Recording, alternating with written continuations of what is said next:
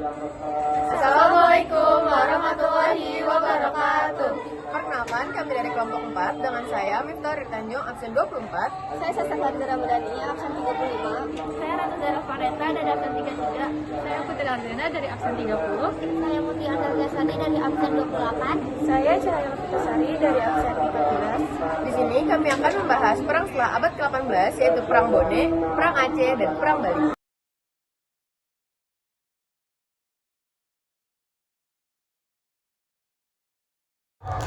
Yang pertama ada Perang Bone. Latar belakang Perang Bone pertama yaitu ketidakpuasan terhadap pemerintah pusat. Kahar Muzakar, bekas pejuang kemerdekaan masa pemerintah, tidak memenuhi janji otonomi bagi Sulawesi Selatan. Yang kedua ialah pengaruh komunisme. Kahar khawatir komunisme menyebar di Sulawesi Selatan. Dan yang ketiga ialah konflik dengan TNI. Kahar dan pasukannya, pasukan gerakan rakyat, bertentangan dengan TNI. Selain itu, terdapat bagian politik dan sosial. Yang pertama ya ketidakpuasan terhadap pemerintah pusat atas janji otonomi yang tidak dipenuhi. Dilanjut dengan perasaan marginalisasi dan diskriminasi terhadap masyarakat Sulawesi Selatan. Dan yang terakhir adalah kekhawatiran atas pengaruh komunisme dan penetrasi ideologi asing. Dari bagian ekonomi, yang pertama ialah kemiskinan dan kesenjangan ekonomi di Sulawesi Selatan. Dilanjut dengan ketergantungan pada pemerintah pusat untuk pembiayaan dan sumber daya. Dan yang ketiga ialah pengelolaan sumber daya alam yang tidak adil. Di bagian militer, yang pertama ialah pembubaran pasukan gerakan rakyat atau PGR oleh pemerintah pusat. Yang kedua ialah konflik antara pasukan gerakan rakyat dan Tentara Nasional Indonesia. Yang ketiga ialah kekhawatiran atas keamanan dan stabilitas di Sulawesi Selatan. Lalu berikutnya ada beberapa proses kejadian yang terjadi di Perang Bone. Yang pertama, persiapan ekspedisi. Pada 13 November 1858, Gubernur Jenderal yang mengundang para komandan militer untuk merencanakan ekspedisi ke Bone. Ekspedisi ini dipimpin oleh Majen SSC Senmen dan dilaksanakan setelah pengiriman ultimatum kepada Sultan Bone. Yang kedua ada pengumuman perang. Ketika tidak ada balasan dari Sultan dalam waktu yang ditentukan, Belanda mengumumkan perang pada bulan Januari 1859 dan mulai mendaratkan pasukan pada 12 Februari 1859. Yang ketiga ada serangan pertama. Pasukan Belanda membentuk 3 barisan menyerbu dan berhasil menaklukkan beberapa kampung sebelum menyerang ke ibu kota Bone. Namun, serangan ini terhambat oleh cuaca buruk dan perlawanan sengit dari pasukan Bone. Yang keempat ada serangan berulang. Meskipun menghadapi banyak kesulitan, Belanda melanjutkan serangan mereka ke ibu kota Bone pada akhir Februari 1859. Tetapi harus dikembali karena tidak menemukan musuh di sana dan banyaknya penyakit yang menyerang pasukan mereka. Yang terakhir ada kondisi pasukan. Seiring berjalannya waktu, kondisi kesehatan pasukan Belanda semakin memburuk akibat penyakit, sehingga mereka harus mempertimbangkan untuk menghentikan ekspedisi ini pada bulan April 1859. Perang Bone pada 1859 sampai 1860 berakhir pada tanggal 28 Desember 1859 ketika Letnan Jenderal Jan van Swieten mengumumkan bahwa ekspedisi Belanda dinyatakan selesai. Meskipun Belanda berhasil menguasai beberapa wilayah, termasuk Bulukumba Lama, Kajang, dan Sinjai, mereka tidak dapat menaklukkan seluruh Kesultanan Bone secara definitif. Sebagai hasil dari perjanjian yang ditandatangani oleh dengan Sopeng dan Bone, wilayah yang tersisa di bawah pengaruh Kesultanan Bone tetap dibiarkan dalam keadaan merdeka. Setelah pertempuran yang berlangsung, Belanda memutuskan untuk menghentikan blokade pantai dan membawa pulang pasukan mereka. Meskipun ekspedisi ini dianggap sebagai kemenangan bagi Belanda dalam konteks militer, hasil politiknya tidak memuaskan karena perlawanan dari pihak Bone tetap ada. Selanjutnya terdapat dampak. Yang pertama ada perubahan status kerajaan. Setelah Perang Bone, status kerajaan Bone berubah menjadi kerajaan pinjaman pada tahun 1860, yang berarti bahwa raja yang diangkat harus mendapatkan izin dari pemerintah Hindia Belanda. Hal ini menandakan hilangnya kedaulatan politik kerajaan Bone dan mengubahnya dinamika kekuasaan di wilayah tersebut. Yang kedua, pecahnya elit kebangsawan. Perang ini juga menyebabkan perpecahan di kalangan elit bangsawan Bone. Beberapa bangsawan menolak kehadiran Belanda, sementara yang lain berkolaborasi dengan mereka. Perpecahan ini mengakibatkan ketidakstabilan internal dan melemahnya posisi kerajaan dalam menghadapi tekanan dari kolonialisme. Yang ketiga, terdapat resistensi rakyat. Meskipun mengalami kekalahan, semangat perlawanan rakyat Bone tetap ada. Perang ini mendorong munculnya gerakan-gerakan perlawanan lainnya di Sulawesi Selatan sebagai respon terhadap penindasan yang dilakukan oleh pemerintah kolonial. Rakyat Bone berusaha untuk mempertahankan identitas dan kedaulatan mereka, meskipun dalam keadaan terjepit. Yang kedua, terdapat Perang Aceh, yang dilatar belakangi oleh Perang Aceh melawan Belanda adalah salah satu konflik terpanjang dalam sejarah kolonial di Nusantara. Perang ini dipicu oleh faktor ekonomi, politik, dan agama, di mana masyarakat Aceh mempertahankan kedaulatannya dari ambisi Belanda yang ingin menguasai wilayah Aceh yang strategis dan kaya akan sumber daya. Perjanjian London antara Inggris dan Belanda membuka jalan bagi Belanda untuk memperluas pengaruhnya di Sumatera. Meskipun Aceh tetap menjadi entitas independen yang berusaha melindungi kedaulatannya. Sebagai pusat perdagangan yang kaya akan hasil pertanian seperti lada, Aceh memiliki nilai ekonomi dan strategis yang besar terutama setelah pembukaan terusan Suez. Ketegangan semakin meningkat ketika Belanda melancarkan serangan pertama pada 26 Maret 1873. Namun, perlawanan sengit rakyat Aceh yang menggunakan taktik perang gerilya membuat Belanda kesulitan mencapai kemenangan cepat. Serangan kedua, Belanda lebih kuat dan berhasil membakar Masjid Baitur Rahman serta menduduki Istana Sultan. Meski begitu, masyarakat Aceh terus melawan dengan dipimpin oleh tokoh-tokoh seperti Cut Nyadien, Panglima Polim, dan Teku Umar. Perlawanan Aceh juga didorong oleh semangat jihad atau Perang Sabil yang digerakkan oleh para ulama. Belanda akhirnya menguasai Aceh pada awal abad ke-20 setelah kehilangan besar di kedua pihak.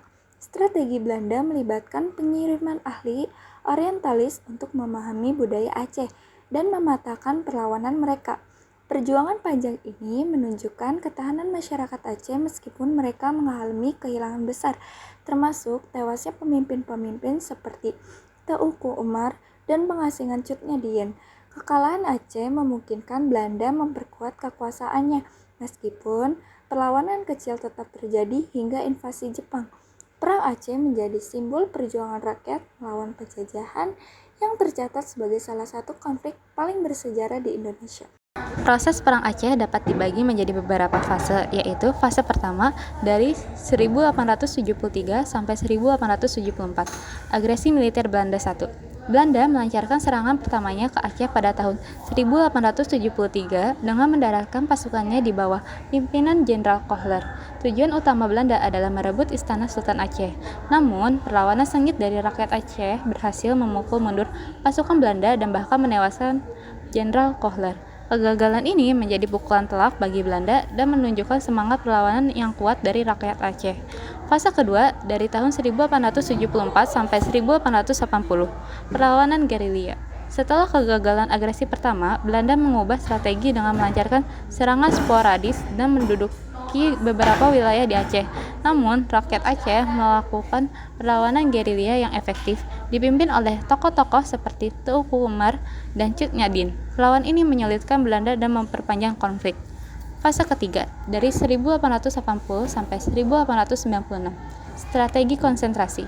Belanda menerapkan strategi konsentrasi, yaitu memusatkan pasukannya di wilayah-wilayah yang dianggap strategis dan membangun benteng-benteng pertahanan. Strategi ini bertujuan untuk mengisolasi dan melemahkan perlawanan Aceh. Dan yang terakhir fase keempat, dari tahun 1896 sampai 1904, dominasi militer Belanda. Pada fase ini, Belanda menerapkan strategi yang lebih agresif dengan menunjuk Jenderal Van Hees sebagai gubernur militer di Aceh. Van Hees menerapkan taktik bumi hangus dan membentuk pasukan khusus yang dikenal sebagai Marsose untuk menumpas perlawanan Aceh. Pasukan Marsose terkenal dengan taktiknya yang kejam dan efektif dalam melumpuhkan perlawanan Aceh. Perang Aceh diakhiri dengan Belanda menggunakan siasat berupa penyamaran Snoek-Haggrange ke pedalaman Aceh selama 2 tahun. Ia dikenal karena kemampuannya menyamar sebagai seorang muslim untuk mengumpulkan informasi yang digunakan oleh Belanda untuk melemahkan perlawanan rakyat Aceh, menggunakan nama Islam Abdul Ghaffar dan berpura-pura menjadi mu'alaf. Tujuan penyamaran ini adalah untuk mengetahui titik lemah perjuangan rakyat Aceh. Usulan itu salah satunya dengan merebut hati rakyat Aceh. Menurut Haggrange, Belanda harus menunjukkan niat baik kepada rakyat Aceh dengan pembangunan sarana prasarana seperti masjid, surau, jalan, dan sebagainya. Snap Haggrange itu diterima dan dijalankan oleh Belanda. Alhasil, lambat laun Belanda dapat melemahkan kekuatan perlawanan Aceh. Belanda menggunakan strategi untuk melemahkan semangat rakyat Aceh dengan cara menjauhkan mereka dari ulama atau pemimpin agama. Hal ini membuat masyarakat Aceh sulit bersatu lagi dalam melawan penjajah.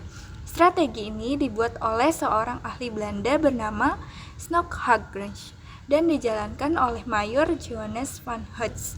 Akibat strategi ini, Belanda berhasil memperkuat kedudukannya di Aceh, hingga akhirnya Sultan Daud Syekh II menyepakati penyerahan pemerintahan Aceh kepada Belanda pada tahun 1904. Perjanjian ini mengakhiri 30 tahun perang antara rakyat Aceh melawan Belanda. Dampak Perang Aceh diantaranya satu kerugian besar bagi Aceh. Perang ini menelan banyak korban jiwa, menghancurkan ekonomi, dan mengganggu kehidupan sosial masyarakat Aceh. Pertanian dan perdagangan pun lumpuh. 2. Trauma dan hilangnya tokoh penting. Perang meninggalkan luka mendalam bagi rakyat Aceh. Kematian para pemimpin perjuangan membuat perlawanan menjadi tidak terarah. 3. Semangat perlawanan dan inspirasi nasionalisme. Meskipun kalah, rakyat Aceh tetap menunjukkan semangat juang yang menginspirasi perjuangan kemerdekaan Indonesia. Yang terakhir, terdapat Perang Bali. Latar belakangnya yaitu terjadi beberapa kali peperangan Bali, yaitu tahun 1846, 1848, dan 1849. Pemerintah kolonial Belanda menganggap tradisi hak tawan karang tidak dapat diterima dan mengajukan untuk menghapus hak tawan karang.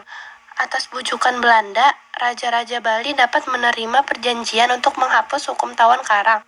Namun, sampai tahun 1844, Raja Buleleng dan Karangsem masih menolak penghapusan tersebut dan masih menerapkan hak tawan karang. Dalam sejarah Indonesia modern 1200 sampai 2004, karya MC Reclef. Latar belakang perlawanan rakyat Bali terhadap Belanda adalah dipaksanya penghapusan hak tawan karang kepada kerajaan-kerajaan di Bali. Kerajaan Buleleng tidak terima atas tuntunan ganti rugi yang diajukan oleh Belanda karena 2 kapal Belanda yang karam di perairan Bali diakuisisi oleh kerajaan Buleleng. Selanjutnya itu Perang Bali. Perang Bali mengacu pada serangkaian konflik antara kerajaan-kerajaan di Bali dengan pemerintah kolonial Belanda pada abad ke-19. Perang ini terjadi sebagai bagian dari upaya Belanda untuk memperluas kekuasaannya di Indonesia.